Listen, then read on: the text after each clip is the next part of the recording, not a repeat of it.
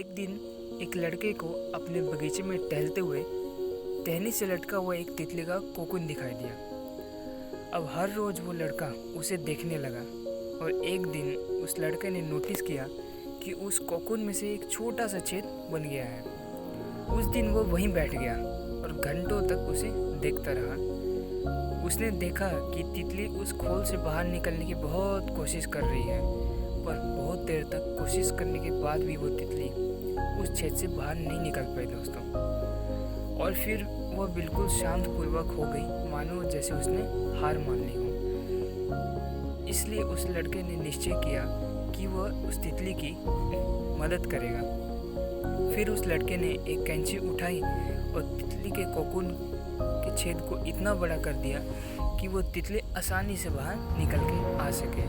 और फिर यही हुआ कि तितली बिना किसी संघर्ष के बहुत आसानी से बाहर निकलकर आ गई, पर उसका शरीर सूजा हुआ था और उसके पंख भी सूखे हुए थे। वो लड़का उस तितली को ये सोचकर देखता रहा कि तितली किसी भी समय अपना पंख फैलाकर उड़ने लगेगी, पर ऐसा कुछ भी नहीं हुआ दोस्तों। इसके बाद बेचारी तितली कभी भी नहीं उड़ पाई और फिर तितली को अपनी बाकी जिंदगी इधर उधर घिसटते हुए बितानी पड़ी।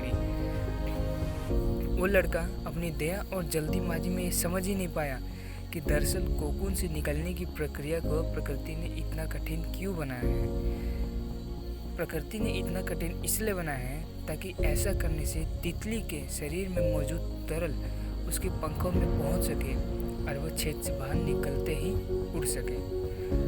जी हाँ दोस्तों, ऐसा हमारी लाइफ में भी होता है। वास्तव में कभी कभी हमारे जीवन में भी ऐसे संघर्ष की वो चीज़ होती है जिसे हमें बहुत सचमुच ज़रूरत होती है।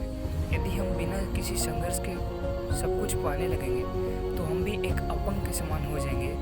फिर हम किसी भी मेहनत और संघर्ष के कभी उतने मजबूत नहीं बन पाएंगे जितनी हमारी क्षमता होती है। इसलिए जीवन में आने वाले कठिन पलों को अच्छी दृष्टिकोण से देखिए। वे आपको कुछ ऐसा सिखा जाएंगे कि जो आपकी ज़िंदगी की उड़ान को मुमकिन